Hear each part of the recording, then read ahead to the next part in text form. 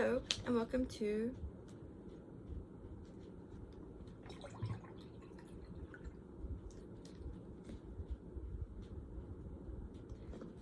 tea time. I'm just gonna drink tea and talk about something which a lot of people do already. Actually, it's, because of the slang term tea. So today let's talk about Middle Earth.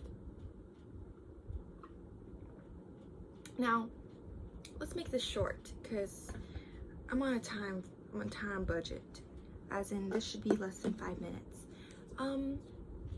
So Middle Earth, I would say, does exist. So recently, like as in the past decade, I would believe. I don't really read the articles, but I find out about it.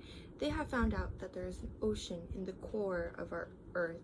So as in, before they believed it was like rock solid Earth, no, it's water moving, which causes things. And then speaking of that, one of, I believe, Jupiter's planets is they're saying that they're thinking that there could be biological life in there because, okay, so the way it's formatted, that moon, is that it's basically a giant sphere of what would appear ice, but under the ice there's water. And so what happens is the movement of the water causes friction, right? So then the friction is what keeps it from becoming ice. So the top layer of the moon is basically a shell of ice. So let me find that name for y'all because I know y'all are gonna be curious cats. So the top shell of that moon is ice, but under it is flowing water.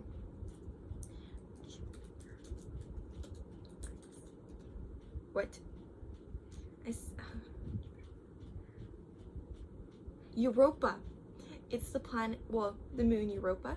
It's one of Jupiter's planets. So they're saying in the water there could be life forms because they say what is life forms that we know of need to exist, and that is energy, that is water. That's texting me.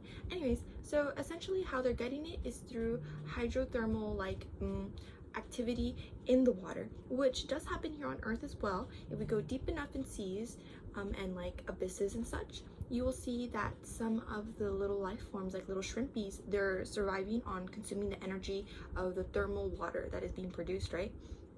So they're saying that could theoretically be happening on Europa as well, but it's a little difficult for us to say like for sure because there is that cast of iron all around the surface. So anyways, my question of the day is, how did the heat start? Was there water? Because if you have to look at the formation, you say there's ice, right?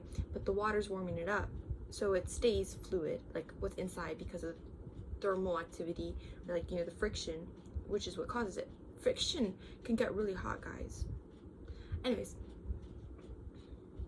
so so if the water is warming up the ice to keep it in a fluid state, that would mean that there had to have already been moving water, right?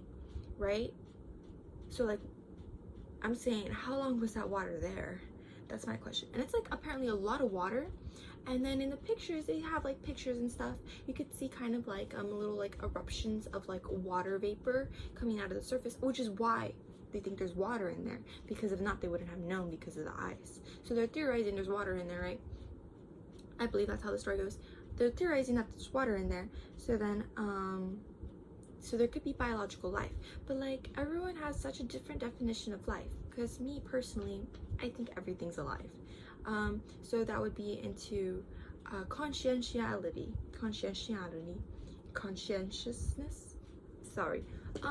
So if you're conscious, you're alive. And to be conscious, they say one of the guys who focuses on panpsychosis, I think that's what it's called, pan something, which is basically that the universe is a giant big brain. Don't quote me. But basically he says to be conscious, to be considered a conscious life form, or to have conscientiousness, you need to have perception. So anything can have perception. Plants perceive. there's very interesting studies on plants, but plants do have perception, so plants are alive, but we knew that they were alive, right? But what else has perception? Theoretically, celestial bodies can have perception, and I think that's so interesting. And let's talk about this next time.